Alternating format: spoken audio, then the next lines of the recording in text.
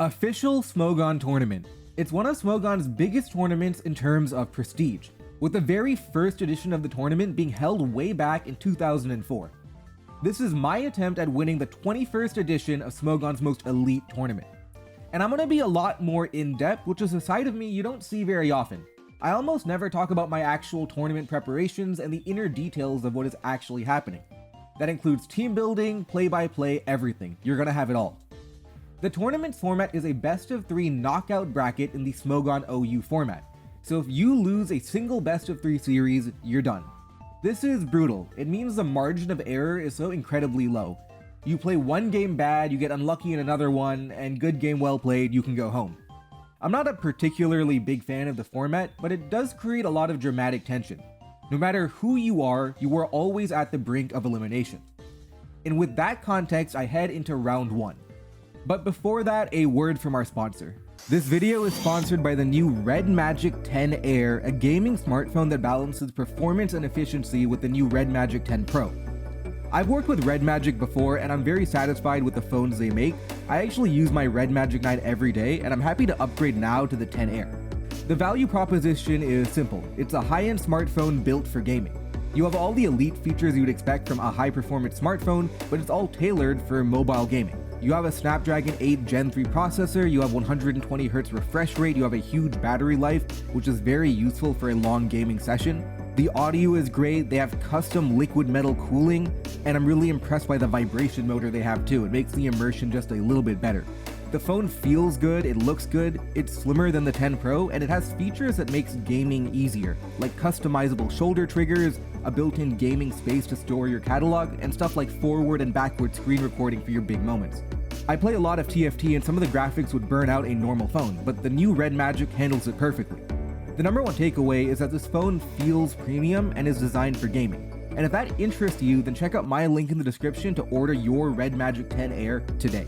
For round 1, I'm playing someone who I'm not too familiar with, so I decided to go with one of my favorite teams, a team built around something known as Fat Darkrai, which I'll explain.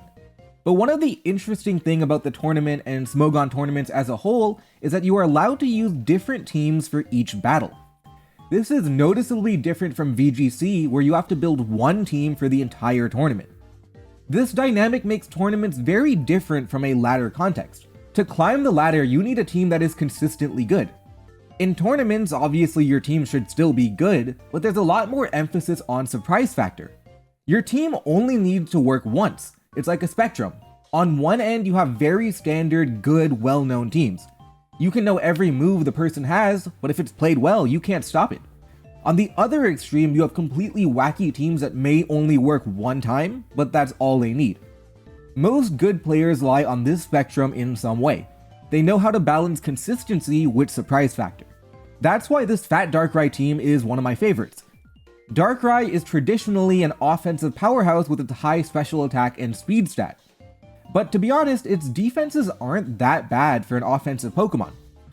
Fat Darkrai invests in HP and speed instead of special attack and speed and uses the move Will-O-Wisp. The idea is that Darkrai's powerful offenses force a lot of specific Pokemon into the game. You have to respect the sheer power that Darkrai is capable of. And when you do that, Darkrai forces you in and then calmly cripples you for the rest of the game. With leftovers and that much HP investment, Darkrai turns into this interesting Pokemon that acts as early game utility, surprising the opponent, and then in the late game functions as your traditional nasty plot sweeper. This is the main surprise factor of the team, and it's paired with a hazard stack strategy with Stealth Rock Great Tusk, Spikes Ting-Lu, and Golden Go, who blocks Rapid Spin and Defog. It's probably one of the more common cores in the metagame, and they form a great defensive and offensive backbone. Great Tusk handles physical attacks, Ting-Lu handles special attacks. Ogerpon is one of the best Pokemon in the format and has knockoff to remove heavy duty boots, and Dragonite is a top Pokemon, but I'm using a surprising moveset. Instead of your usual Dragon Dance Dragonite, it's actually a tanky Dragon Tail plus Roost variant of Dragonite. The idea is that 1, it synergizes with Hazard Stack, but 2, the surprise factor can turn the game on its head. Your opponent has to respect the idea of Dragon Dance, so they have to make sure they're always prepared for it. But on the other hand, their sweepers may suddenly get stopped by an unexpected Dragon Tail. I like this team because fundamentally, it has 6 of the top Pokemon in the format. and it has very consistent strategies like Hazard Stack. But also, it has enough surprise factor to be able to confuse and startle an opponent. So in game 1 of round 1, I'm fighting kind of a bulky offense team with threats like Dragapult and then a late game King Gambit. Dragapult is a huge threat to my team. The most common moveset is a mixed attacker with heavy duty boots, dragon darts, hex, and U-turn. Heavy duty boots means that my hazard stack doesn't do much to it, and half my team is weak to U-turn, so hit and run strategies wear my team out over time. And my physical wall Great Tusk really struggles with the combination of Will-O-Wisp and Hex. My main way of dealing with it is Terra Fairy Golden Go, but being forced to commit a Terra is very limiting in what I can do. No team is perfect, and you have to be aware of the weaknesses your team has and how to play around it. In this particular game, I do end up terrestrializing my Golden Go and I'm able to knock out Dragapult. Terra Fairy is probably the most common Terra type on Golden Go, but I was able to time it correctly to navigate the biggest threat to my team.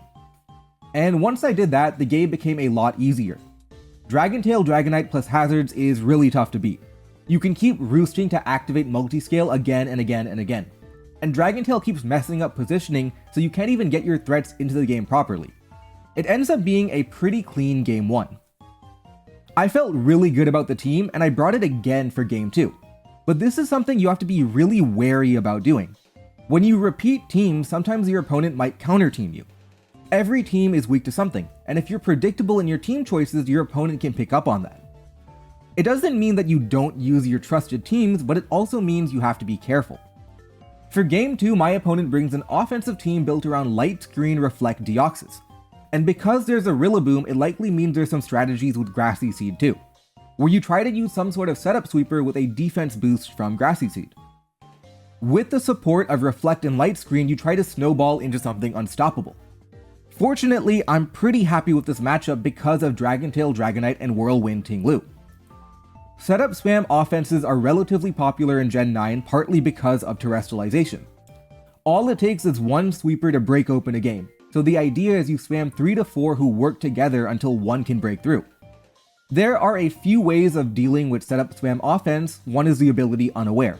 But most unaware Pokemon are very passive and they make the game a little slower and drawn out, which isn't really my playstyle.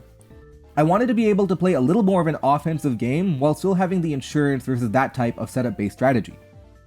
Overall, the game goes pretty cleanly and I would say I have a really good matchup and that helps me get the win for round 1. So now I'm in round 2 and I decide that, I really like my favorite team, I'm just going to use it again. And I'm fighting an opponent who's using kind of a Sash Mamoswine offense team, and what that means is typically Mamoswine likes to run Focus Sash Endeavor with Stealth Rock, and its ability Oblivious means it can't be taunted.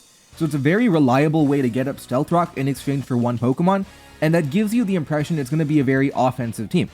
Now, because of the Focus Sash, I want to try and anti-lead that as effectively as possible, so I lead Darkrai with the idea being I can Will-O-Wisp on turn 1 and then use Dark Pulse to knock it out. However, they counter lead me and they lead with Meowscarada, who is also a very good lead because it has the move U-turn. So I'm expecting a U-turn, but because I'm Fat Darkrai, I will be able to live the U-turn pretty comfortably and I'll be able to Will-O-Wisp the Pokemon that comes in next. So they go for U-turn, I can't stop that, they go for it, and I want to go Will-O-Wisp, but they switch to Iron Moth, which is a really good switch in. It's able to take my Darkrai pretty effectively. Now, I have Ting-Lu, which completely counters Iron Moth. Iron Moth cannot do anything to Ting-Lu. So I decided to make a really aggressive play that I know my Ting-Lu is incredibly obvious here, and there are plenty of ways to counter that. You can go to Mamoswine, get your Stealth Rock. You can go to Meowscarada again. So I make the really aggressive play. I Will-O-Wisp the Fire type, predicting a switch, and I get that switch correctly. So I'm able to Will-O-Wisp into Meowscarada, which is a huge threat to my team. And because of that, I'm able to live another U-turn, and overall this game is going really, really well because I've already crippled one of their best Pokemon, which is what Will-O-Wisp is supposed to do. The game continues more or less like that, and a critical turn here, I predict the knockoff, I stay in, I don't care about U-turn, I U-turn myself and I knock out Meowscarada, and that's a very early 6-5 lead here. And one of the key things is that their team does not have a lot of natural speed. Iron Moth does not have booster speed energy anymore, Meowscarada is gone, and overall the team is relatively slow, so it means that if I can take advantage of one of my own faster Pokemon, I might be able to do something by outspeeding Primarina and Iron Hand. So for example, Nasty Plot Golden Go looks really good if I can weaken Iron Moth, for example. The game continues on, and we enter a really critical turn here, where my Dragonite ends up versus an attack booster Iron Hands, which is very threatening, but it's also very interesting. It's hard to know what this is trying to do. Does it have Ice Punch? What's going on here? Now, I also have the move Earthquake, so I can chip it for a lot of damage here. So they expect me to go for Earthquake. They use their Terra Flying, but I actually use Dragon Tail because I just want to get rid of that Quark Drive. Without Quark Drive, Iron Hands is much weaker. I get rid of that, and my rule of thumb is when you use Terrestrialization, you want to be knocking out around 1.5 Pokemon.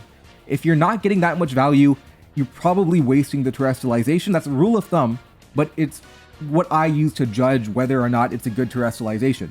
So here, they thought they would be Terra Flying on an Earthquake. Instead, they get forced to switch out, and I'm very, very happy with wasting their Terrestrialization. So I'm already in a very comfortable advantage. I have a 5-4 lead, and because of Dragon Tail, I've been able to unexpectedly waste their Terrestrialization. And from here, it's just a matter of converting. You have a 5-4 lead. The major firepower they have is gone now because they've used up the Terrestrialization, and it's mainly about not doing anything too stupid. In the end, I'm able to knock out a couple of Pokemon, and we end up with a Golden Go versus a relatively slow team. They can't touch me, so my Nasty Plot Golden Go is going to go ahead and win the game. Nasty Plot, recover, and then you have Shadow Ball to hit every remaining Pokemon for super effective damage. So with that, I win game 1 of round 2. So we're into game 2, and my opponent is reusing the team they used last time, and I've changed it up. I'm using a kind of an offensive team. It's a pretty famous team actually called Prime Pult. It's a team built around Choice Banded Dragapult with Terra Ghost, Terra Blast. It's a very consistent team. I'd expect most players to know about the team, so there's really not a lot of surprise factor, but there is a lot of consistency. It's very clear what the ideas are. You get Stealth Rock with Landorus, you get Spikes with Samurott Hisui, and instead of Golden Go, you use Dragapult to block the spikes, and you have a lot of offensive Pokemon. You have Intimidate Lando for defense, and you have Assault Vest Iron Crown for special defense, and you have a lot of very fundamentally good Pokemon. Very straightforward, very standard. And going into the lead matchup, I know that their team is incredibly weak to Stealth Rock. Iron Moth does not have heavy-duty boots. None of these Pokemon have heavy-duty boots. Mamoswine has a Focus Sash, Meowscarada's Choice Scarf, so I know Stealth Rock is going to be really, really valuable in this particular matchup.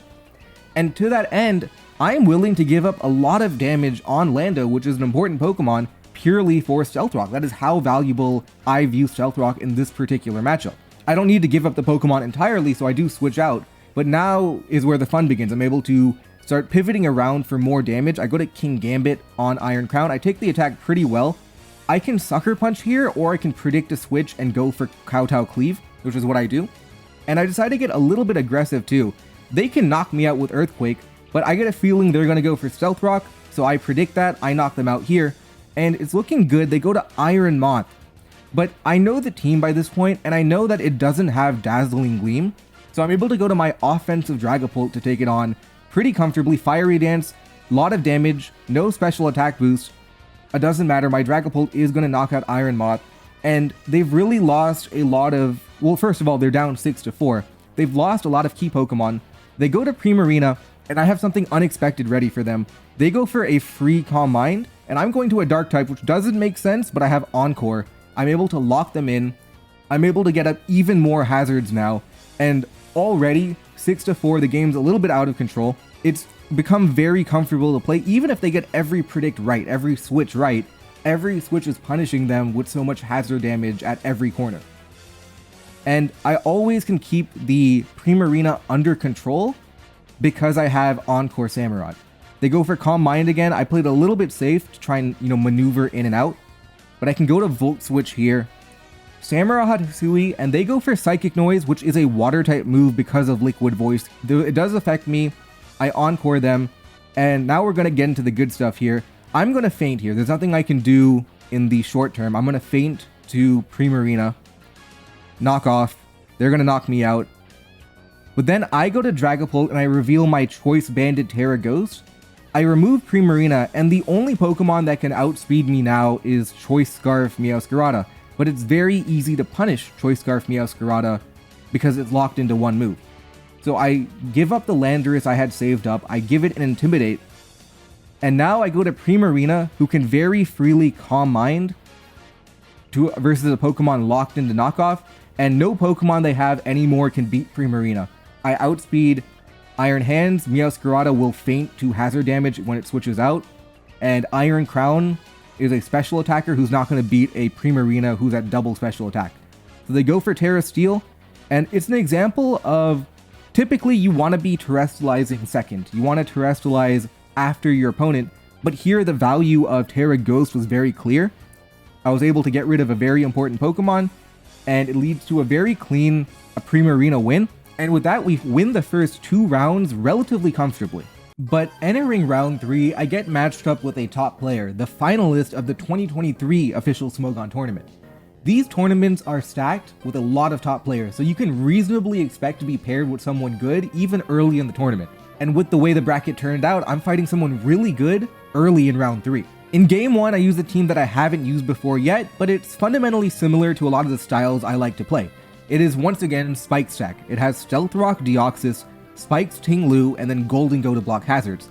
And I've changed a little bit of the offensive Pokemon, so I have Iron Valiant, I have Kyurem, and I have Scizor, who form the kind of offensive backbone of the team. Meanwhile, my opponent is using an Aurora Veil team with Malamar. Malamar immediately stands out. It is considered to be a terrible Pokemon, not even bad, it's considered to be terrible. It's ZU, I believe, which is one of the lowest tiers possible. It is not a good Pokemon, but my opponent is a good player and he's using it, so I know there's something about it that I have to be worried about. Aurora Veil as a whole is a very hyper offense setup spam archetype. You work in these 8-turn intervals of trying to attack and use setup moves to boost yourself while all the defenses are doubled. And with Rillaboom, it's very clear there's also grassy terrain ideas too. So for example, Swords Dance Garchomp, Calm Mind Hatterene, Calm Mind Raging Bolt, these are all very clear ideas when you see an Aurora Veil and grassy terrain team. However, all teams have vulnerabilities and Aurora Veil is no different. Aurora Veil's vulnerability is when the Veil is not up. They have to spend considerable resources to getting Veil up, and they're weak when they're not in that Veil. Your goal is really to weather the storm while Veil is up, and then target them while Veil is down. That's the key idea. Because I know they're going to go for Veil, I lead Gholdengo, who matches up well into both Rillaboom, who leads with Terrain, and Alolan Ninetales, who leads with Hail, which can get the Veil up. I go for a Shadow Ball, I outspeed them, I do good damage because I'm an offensive Gholdengo, and they go to Ninetales here. They're very clearly gearing up for Aurora Veil. I go for Nasty Plot here to kind of neutralize it, and ordinarily I would lead with my hazard Pokemon like Ting-Lu or Deoxys, but I know that's going to struggle into Magic Bounce Hatterene, and I know it's going to basically give up Aurora Veil if they want to go for it.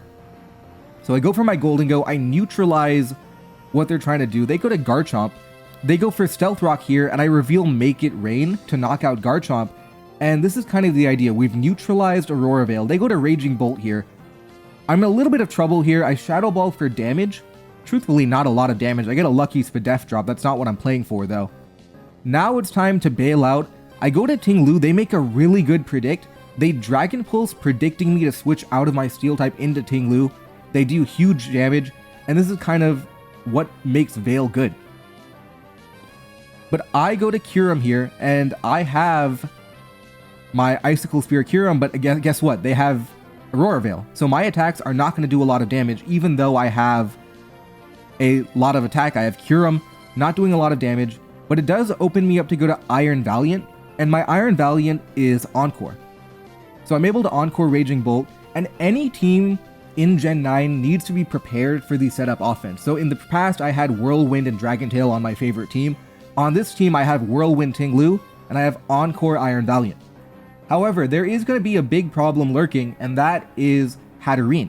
Hatterene's Magic Bounce is immune to Whirlwind, it's immune to Encore.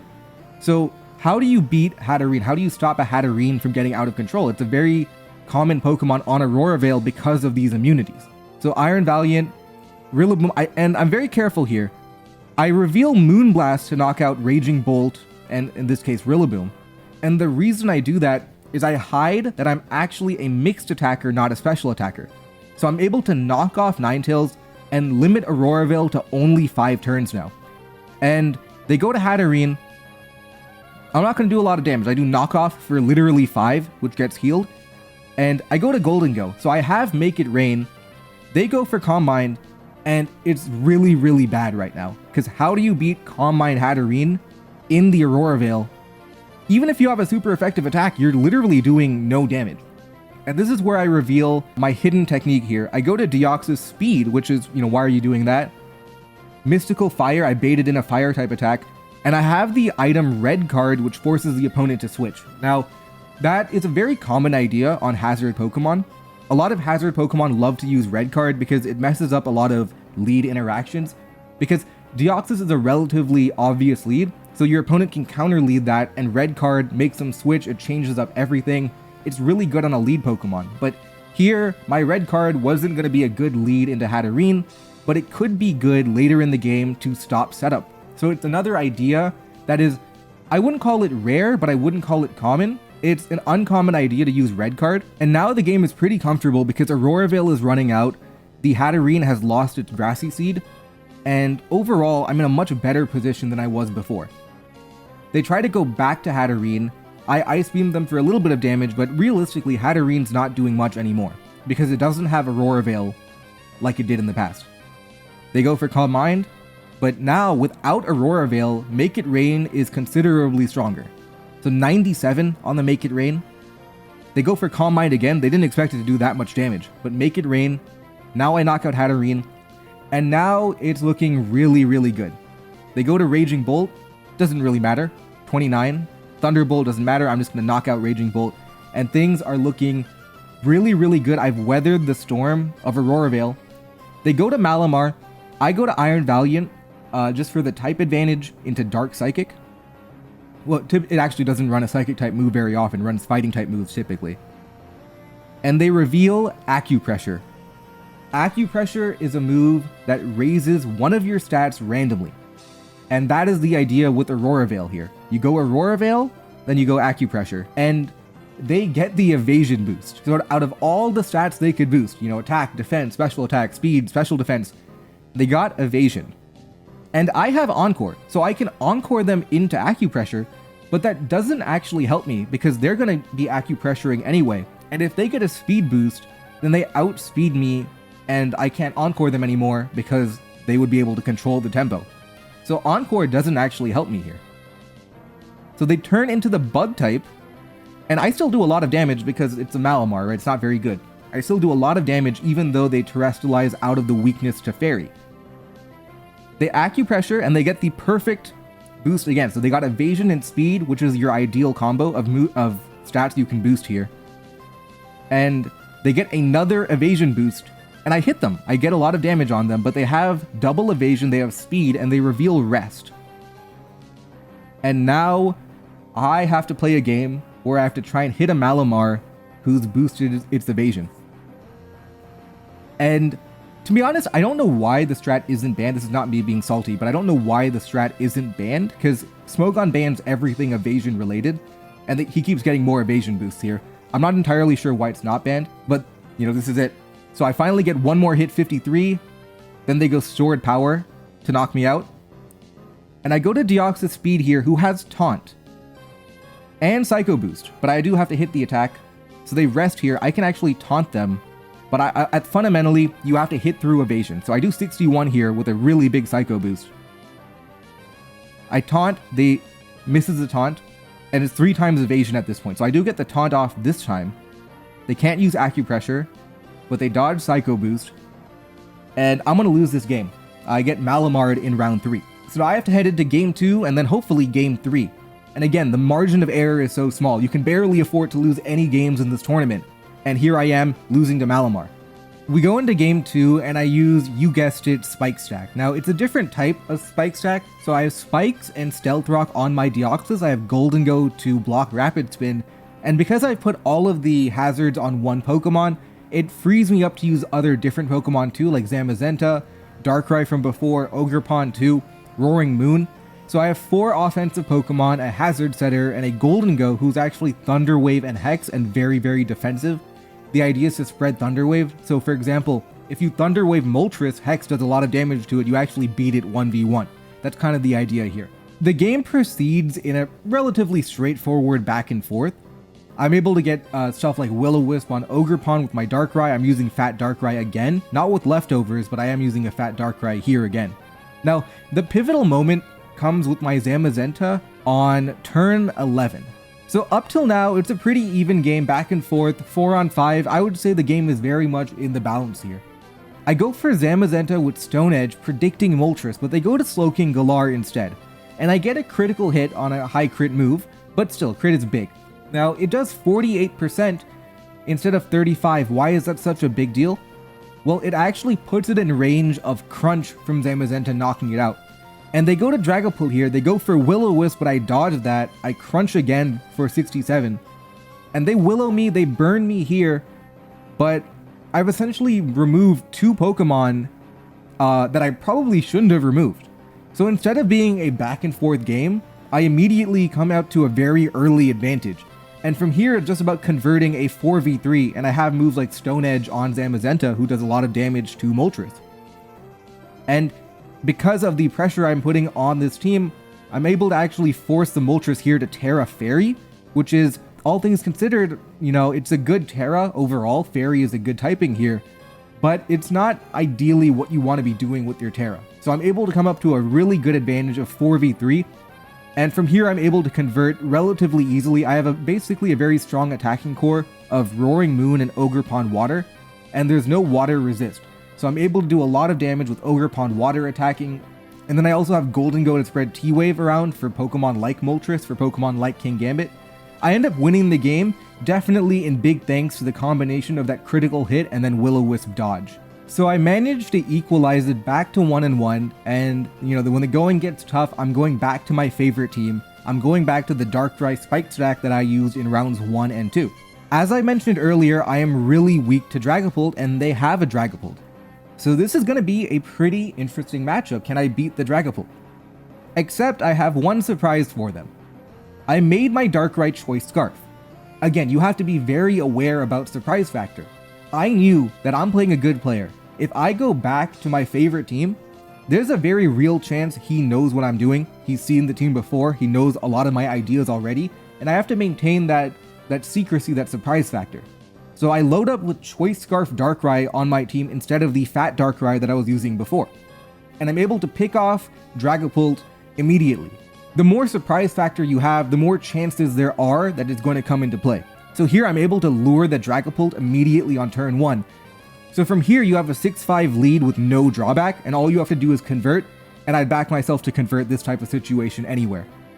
I've made some other changes to the team like Thunder Wave on Gholdengo, and I'm able to get the win, and I survived the 2025 Malamar'd incident. And my reward for surviving that round 3 is that I get to fight another elite player in round 4. This guy is the real deal. He was on the team that won the World Cup of Pokemon, and at one point he was number 1, number 2, and number 3 on the ladder. So I know I have a very difficult game ahead of me. And now interestingly, you also have to be aware of the metagame trends, and one trend in particular that I was very interested in was I was seeing a lot of people move away from Slowking Galar and instead using Pecharunt. And the idea is that Pecharunt is a really good spin blocker versus Great Tusk. Even though it's weak to ground, it can Terra Ghost, and with that high defense, it is a pretty reliable spin blocker. We were seeing a general shift in structures away from Slowking Galar to Pecharunt, to Pokemon like Tinkaton, and you have really ideal cores. So for example, Pecharunt plus Tinglu is very, very common because Pecharunt and Tinglu have good type synergy, and Pecharunt can handle physical attacks, Tinglu can handle special attacks.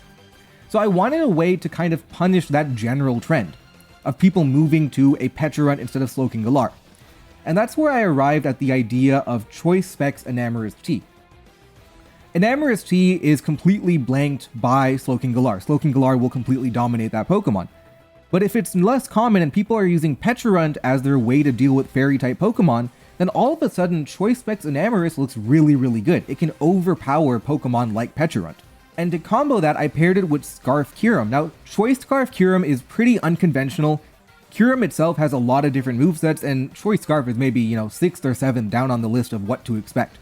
So I went for this kind of overload offense. And the idea of overload as a concept is you want to target one particular type and try and weaken it. If Fairy and Ice work together against one particular Steel type, one of them can do a lot of damage and the other one can clean up. And once you've removed the steel type, life becomes very, very easy. And fortunately for me, I do run into the exact matchup that I'm looking for, which is this Ting-Lu, Petra-Run, Tinkaton type of idea.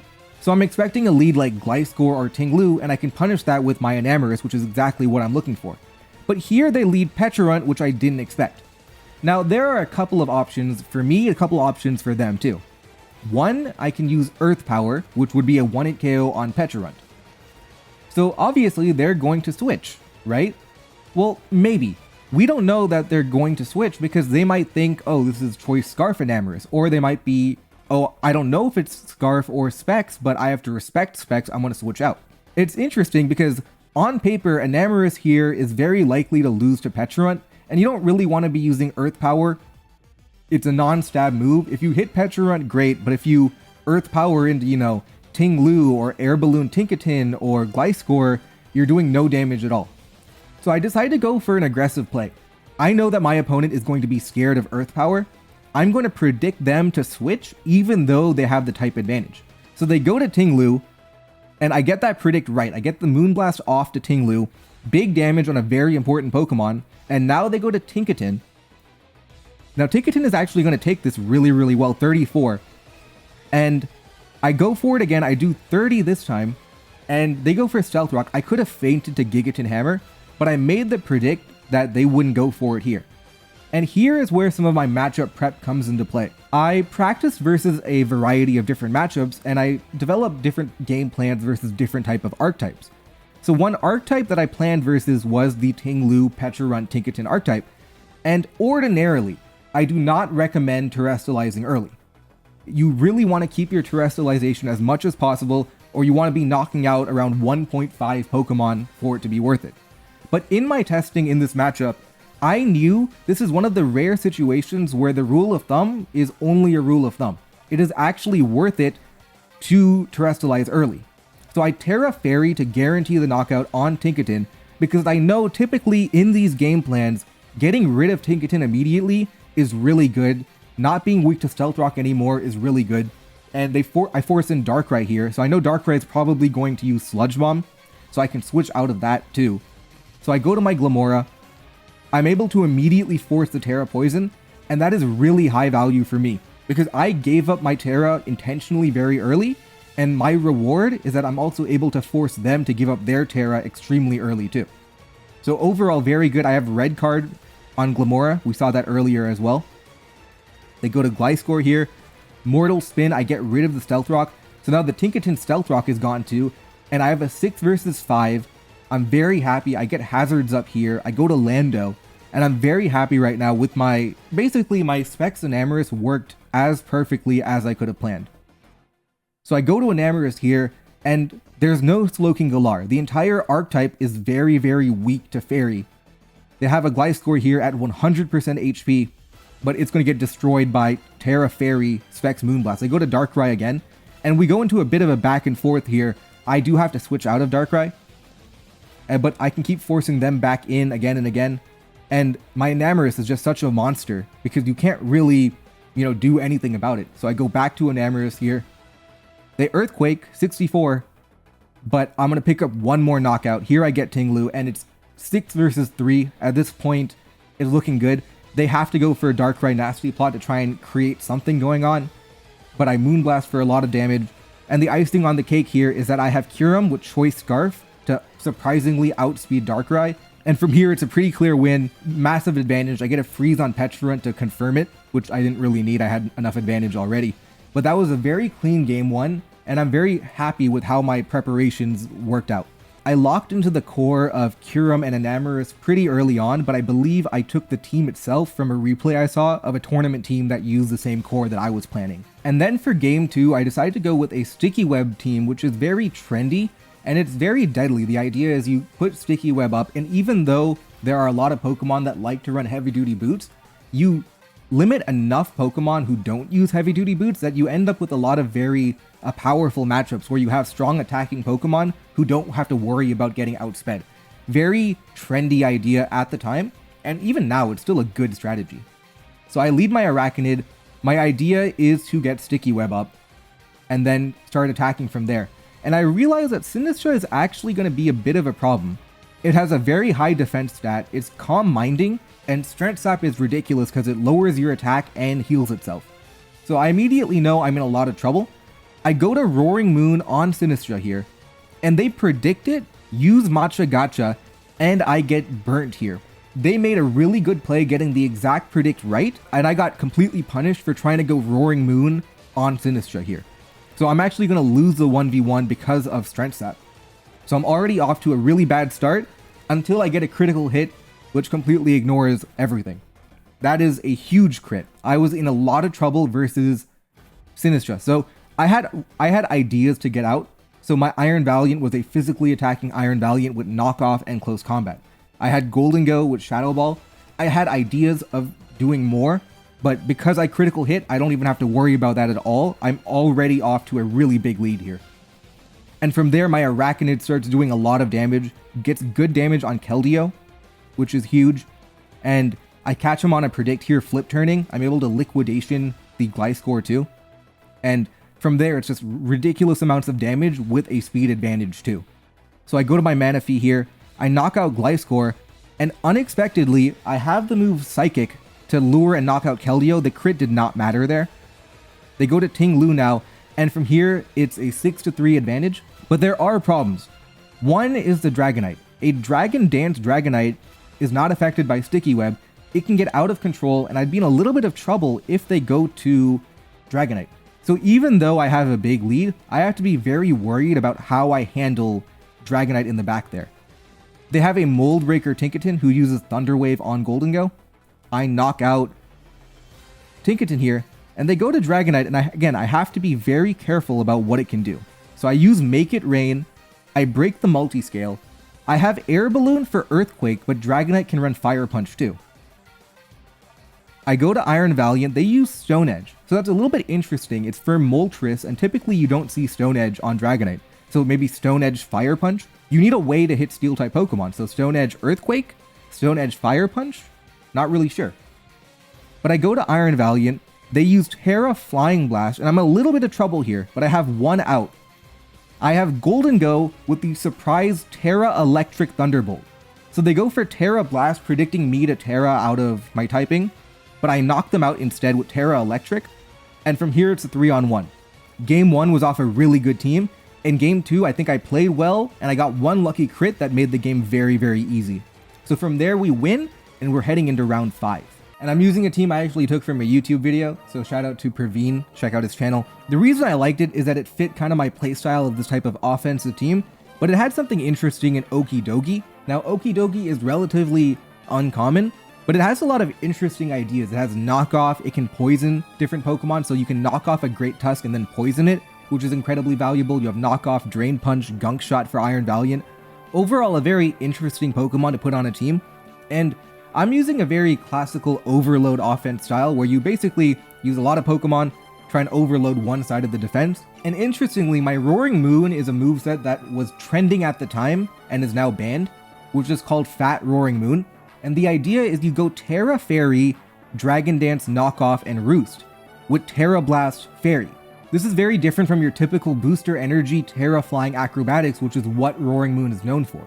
The idea with Terra Fairy and Roost is that you invest a lot into HP, defense, and special defense, which is uncommon for a sweeper. But because you do that, instead of immediately sweeping on turn 1, what you do is you enable yourself to be able to roost off damage too, which is very, very valuable. And with Terra Fairy, you 1, have a very good defensive typing, but 2, you actually combo well when you use Terra Blast Fairy because you beat a lot of the stuff that Dark would be weak to. So for example, Dark has a lot of issues with Great Tusk, a fighting type, you can Terra Blast Fairy that. You have a lot of issues with other Dark type, but then you turn into a Fairy type, you beat that. Even versus other Fairy, turning Fairy to be neutral is still valuable. So you have a lot of inherent synergy between the raw power of knockoff from Roaring Moon and also Terra Fairy, Terra Blast. And that really sets up a lot of ideas. So for example, in this particular game, they have a lot of Pokemon that is going to lose to Terra Fairy, Roaring Moon. For example, Meowscarada can't do much versus it. Dragapult, Slowking Galar, all weak to knockoff. Ursaluna can be worn down over time. The only real threat is Skarmory. Skarmory is the king of physically defensive Pokemon. It has Roost and a very high physical defense. The key is going to be to overload that part of the team. So for example, my Okidogi can use Knockoff to remove Skarmory's Rocky Helmet. And then later in the game, after I've weakened Skarmory, I use Ogerpon with Swords Dance and Ivy Cudgel to try and break through Skarmory here too. It does enough damage to Skarmory to weaken it, and then because I weakened it, I opened it for Roaring Moon. Now that Skarmory's gone, there's really nothing to stop it. I Terra Fairy, they go for Low Kick for the super effective attack, but they can't beat me anymore. I Dragon Dance, I know they're not Choice Scarf, I know they're Heavy Duty Boots because they took damage. I go for Terra Blast here, but now it's pretty over. Roaring Moon is incredibly strong, a good defensive typing, and literally it KOs Ursaluna from 84. So from here, I get a pretty nice Game 1 win, and I head into Game 2. And for Game 2, I decide to go back to my favorite team, and they're using kind of a balanced team with Iron Hands, and I actually get into a little bit of trouble early on. I lead Ogerpon, they lead Iron Hands, I U-turn into my Great Tusk, which should have a type advantage. They go for Swords Dance, but when I go for Stealth Rock, I get a little greedy here. They use Ice Punch because I think I should be able to handle Iron Hands. But actually it has the Shucka Berry to take very little damage from me. So I get hit by Drain Punch again, and I've lost one Pokemon for Stealth Rock, but I expected to be getting a lot more than just Stealth Rock. Now I have to go to my Terra Fairy Gholdengo. I don't want to reveal Terra Fairy too early, I don't need to. And I Dazzling Gleam, and overall, I've taken a lot of damage for little value. However, I do have some optimism here because they are still weak to common Pokemon. They're weak to Ogerpon, they're weak to Tinglu. So for example here, they really had no switch into Ogerpon. If they go to Roaring Moon, that's your sweeper, you don't really want it taking damage. If you go to Iron Hands, it's already been weakened enough. You really had no switch into the combination of water and grass. They go to Iron Moth here, which will knock me out, but I have Tinglu, the best special defense Pokemon in the game. I'm able to take on Iron Moth pretty comfortably, and it's very clear that just having good Pokemon is going to be enough to keep this type of team away from doing anything. They have Air Balloon Gholdengo, but that doesn't beat Tinglu because Tinglu has Ruination. So Tinglu can Ruinate and then Earthquake. This is one of those times where you can see the value of consistency. Simply having good Pokemon makes you very, very tough to deal with. It's very tough to deal with Tinglu. It's tough to deal with Ogerpon. Having good Pokemon is enough to win you games here. I'm able to force the early Terra Fairy, but Terra Fairy doesn't remove anything versus my Ogerpon, for example. Being a Fairy type doesn't help you versus Ogerpon. So I lose my Gholdengo here on the Make It Rain. I go back to Ogerpon and no real switch in here. They go to Primarina. That is not going to take on the combination of water and grass. I get a critical hit anyway, so I don't even have to use Power Whip. Ivy Cudgel, and the main way they have to punish Ogerpon is Roaring Moon with its typing of Dark and Dragon. But I have Dragon Tail Dragonite, so even if they want to go for Dragon Dance, I'm very comfortable just taking the attack and doing nothing from it. And here it becomes really a skill difference between the availability of the mons we have. They cannot beat the combination of Tinglu Ogerpon, and I'm able to just pick up knockouts after knockouts, and then when I get threatened, all I do is switch out to the appropriate defensive Pokemon. They can't do enough damage to Tinglu. I even live in Iron Hand's Drain Punch, and their last ditch effort is going to try and set up with Roaring Moon at the very end of the game, but Tinglu is too strong of a Pokemon, and I'm able to win the game to win round 5, and now I head into the top 32 of the tournament. So we're finally into the top 32, and I decide to dabble a little bit. I decide to go for my own Aurora Veil type of team. It's very fun, very exciting, it's very threatening. Now, as I mentioned earlier, the biggest vulnerability for an Aurora Veil team is when you don't have Aurora Veil. So I have to be very aware, that I have to get my Aurora Veil up as soon as I can. But it's not actually that easy. For one, my opponent is using a pretty offensive team, which means they have a lot of Pokemon who can potentially outspeed and knock out Ninetales Alola, which is uncommon for a more defensive team because Ninetales is so fast, but versus an offensive team, it's actually easier than you think. So they have Iron Moth, which is very good into Ninetales Alola.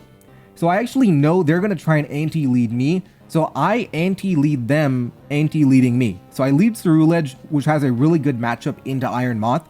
I have Air Balloon, I make them remove it, and I attack into them as I go to Great Tusk, who is a speed booster Great Tusk, which means again, it's very unlikely I'll be able to set up a Ninetales on a Great Tusk. So I go to Hatterene.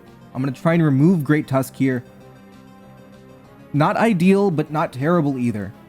And they go back to Iron Moth, and it's very instructive how he's playing the game. He's denying my Ninetales from coming in. My Hatterene is weak. Any number of Pokemon could have beaten Hatterene there, but by going to Iron Moth, you're making sure that I can't go to Ninetales here. They Sludge Wave into Ceruledge. My Ceruledge can't do much here, but they go to Roaring Moon. I Bitter Blade, and I have an option here. I need my Ceruledge for Iron Moth, but I have Close Combat here too. I could Close Combat Roaring Moon as it goes for Dragon Dance, but I'm also scared if they just use Knockoff, then I'm in trouble. So I really didn't know what to do here. I decided to go Ninetales, predicting a move like Knockoff, but they Dragon Dance as I don't Close Combat, and now I'm in a little bit of trouble. I don't have a great switch in. I'm only losing to Terra Flying Acrobatics. If there are any other variant like Terra Fairy, Terra Ground is common, I'm doing all right. And maybe this is a little bit of hope instead of strategy, but I was hoping that they didn't have Terra Flying. They did. They knock out Ninetales Alola. I'm already in incredible amounts of trouble, and at a fundamental level, if you're using an Aurora Veil team and you never get up Aurora Veil, you have done something wrong. So now I'm in a lot of trouble here. I Terra out of the weakness to Earthquake just to do enough damage to put it in range of Shadow Sneak on Ceruledge, but I've given up my Terra defensively, essentially. It's back to a 4-on-4, but realistically I have no way to beat Dragonite. My Poltergeist is a very uncommon Pokemon. It has Strength Sap, but that doesn't actually beat Dragonite. Poltergeist will never beat Dragonite. It's a very uncomfortable position. They go to Iron Valiant, and I Shell Smash here, but Shell Smash Poltergeist can lose to Encore Iron Valiant, which I didn't want to play around, so I did switch out. In hindsight, maybe I shouldn't have, but I go to Ceruledge for a really good matchup. They go for Calm Mind. I beat them 1v1 here. Ceruledge honestly had a good matchup here, but it's still weak to Pokemon like Dragonite, Pokemon like Roaring Moon.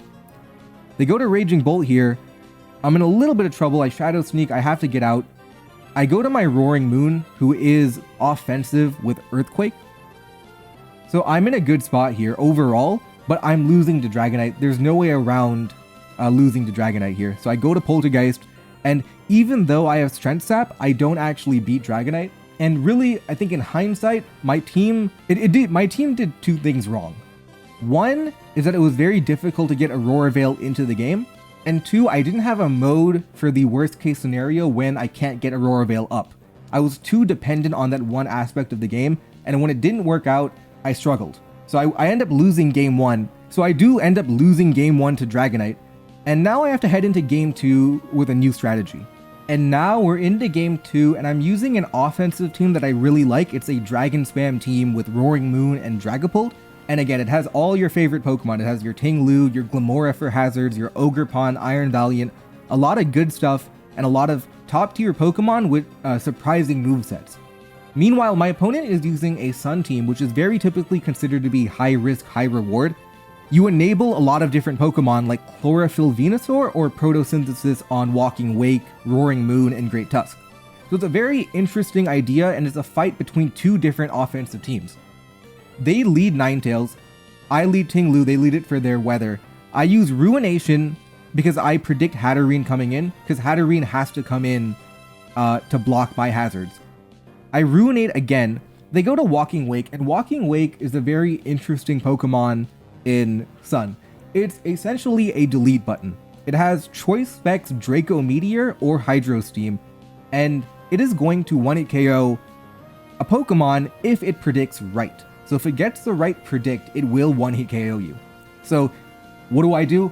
I stay in as they go for Draco Meteor, not a water type move, and I'm able to get up a hazard, which is pretty good. They're locked into Draco Meteor, they kind of have to switch now. I get another Ruination off on Hatterene. It uses Eject Button. Eject Button Hatterene is a pretty common idea because it's very difficult to get your offensive Pokemon into the game. Like, how do you get Walking Wake in the game safely? How do you get Venusaur, Roaring Moon? How do you get them in? You use Eject Button Hatterene to enable your offensive Pokemon. Now, my Tinglu is pretty much done for here. I stay in because I want to deny the move Growth. So Growth will double their special attack. I want to deny that by using Whirlwind. I'm okay with them knocking me out, but I'm never okay with them getting growth. If they get growth, they can 1-hit KO my entire team, so I have to deny that. I'm okay with giving up Ting Lu to do that. But now, I go to my Dragapult, and Dragapult's typing is good into Venusaur. It has to switch out, and I can use the weather against him with Fire Blast. I'm actually using the Sun against the Sun team. They go to Walking Wake here, and again, I'm in trouble. I have to let a Pokemon go. I go to Ogerpon, they get the predict right, so they could have used a water move if they predicted Iron Valiant, for example. They could have used a dragon move if they predicted Ogerpon. They knock me out, but now I get to go to my Terra Fairy Roaring Moon. Now Roaring Moon can Dragon Dance, they can try and win the game. But the key for Roaring Moon is that it needs 2 Dragon Dances in order to outspeed Venusaur in the Sun. I need 2 of them. But I'm using the Fat Roaring Moon. I have Roost, and I'm actually capable of living Draco Meteor from Walking Wake, believe it or not. Because at half special attack, my Roaring Moon is EV'd to be able to live even strong attacks like super effective Draco Meteor. However, I can also Terra Fairy if I want to, so I'm actually in 2 minds here. If I Terra Fairy and they Draco Meteor, then I can Dragon Dance this turn, I can Dragon Dance one more time as they switch, and I'm gonna win the game. But also, if they switch now, predicting Terra Fairy, or they predict that I have Roost and I'm gonna live Draco Meteor, it's tricky for them. So I was in 2 minds here, and I decide ultimately, I'm not gonna Terrestrialize here, I'm gonna save my Terra Fairy for later, because no matter what, I don't faint to Draco Meteor, even if they stay in. I'm not expecting them to stay in here, but even if they do, I'm fine. So I go for Dragon Dance and I dodge Draco Meteor, which is honestly not that huge, because I would have roosted. If I got hit by it, I would have roosted again next turn. But right now, it looks like it's a huge deal. So now the Sun runs out, I get my booster energy, I knock off Walking Wake here because now that I outspeed them, I can't do anything. They go to Ninetales to get the weather back. I knock out Ninetales here, and they still have their Terra, I still have my Terra. I'm scared of a strong move, so now I'm going to Terra Fairy. They Terra Steel, I Dragon Dance, and they Ice Spinner here. Now, I can knock off Great Tusk, but I'm not 100% sure I'm going to KO Great Tusk. So instead what I can do is I can roost off the damage. If they use a strong attack like Headlong Rush, I can live the attack, and then they're going to get a defense drop which will enable my knockoff to 1-hit KO them. So either way, I'm very happy here. I can always roost off damage. There's nothing stopping me except a critical hit. So the critical hit removes my Roaring Moon. I can't do anything anymore with that crit. Thankfully though, I still have Dragapult. My Dragapult can outspeed and knock out Great Tusk. If they go to Roaring Moon, which will very likely outspeed Dragapult because of a speed boost from Photosynthesis, I can go to Iron Valiant to take on that Roaring Moon. Venusaur cannot 1-hit KO Dragapult because of the typing mismatch. So right now, I'm still going to win the game, even though I got critical hit at the exact wrong time. They go for Growth on Venusaur, and then I miss my Fire Blast here. That needed to hit, and now I am versus a Venusaur with no way of dealing with it. However, I do have one last-ditch effort. My Glimmora is holding the red card item. You remember that from before, very common. If I can bait them into using a move like Weather Ball or Giga Drain, my Glimmora can live the attack and then force them to switch. That's my last option I have. So I go to Glimmora, trying to bait an attack, but they use Earth Power and knock me out. Earth Power would have knocked out all of my Pokemon. It was a completely safe play for them, and I had to hope they didn't have it, essentially. But they did.